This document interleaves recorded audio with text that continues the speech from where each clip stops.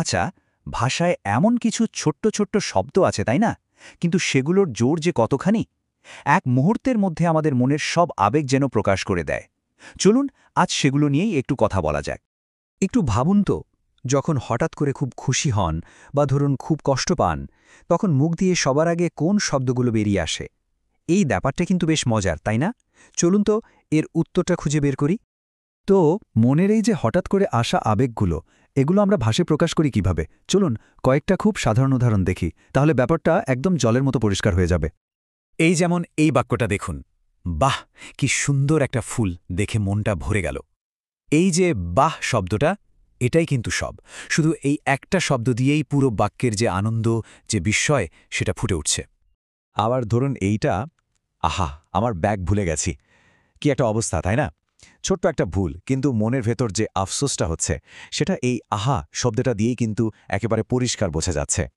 ঠিক একইভাবে হাই, এই শব্দটা শুনলেই একটা গভীর দুঃখের অনুভূতি হয়। মানে এই ছোট্ট ছোট্ট শব্দগুলো খেয়াল করে দেখুন, আনন্দ, হতাশা, দুঃখ, কত কত আলাদার শক্তিশালী আবেগেরা নিজেদের মধ্যে ধরে রাখে। আচ্ছা, এই যে তিনটা উদাহরণ আমরা দেখলাম, এগুলোর মধ্যে একটা কমন প্যাটার্ন কি চোখে পড়ছে? চলুন তো এবার বাক্যটা বাদ দিয়ে শুধু আসল শব্দগুলোর দিকে ফোকাস করি। তো শব্দগুলো কি কি ছিল?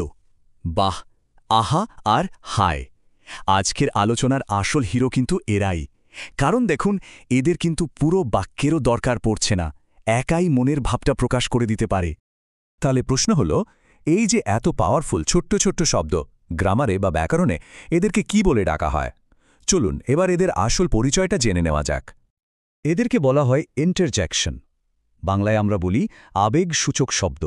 আর এর সংজ্ঞাটা একদম সহজ, যে শব্দগুলো আমাদের মনের হঠাৎ আসা অনুভূতি বা আবেগ প্রকাশ করে, সেটাই ইন্টারজ্যাকশন। এই একটা লাইন মনে রাখলেই কিন্তু পুরো ব্যাপারটা একদম পরিষ্কার। যে শব্দ হঠাৎ অনুভূতি বা আবেগ প্রকাশ করে, তাই ইন্টারজেকশন। ব্যাস, এর চেয়ে সহজ আর কিছু হতে পারে না। এটাই হলো মূল কথা। তো এত সব আলোচনার পর সবথেকে জরুরি কোন কথাটা আমাদের মনে রাখতে হবে? চলুন এক লাইনে ব্যাপারটা বুঝে নিই।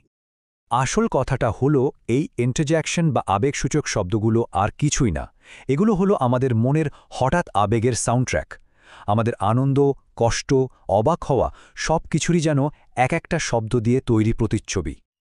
আচ্ছা, এই আলোচনাটা শেষ করার আগে একটা প্রশ্ন রেখে যাই।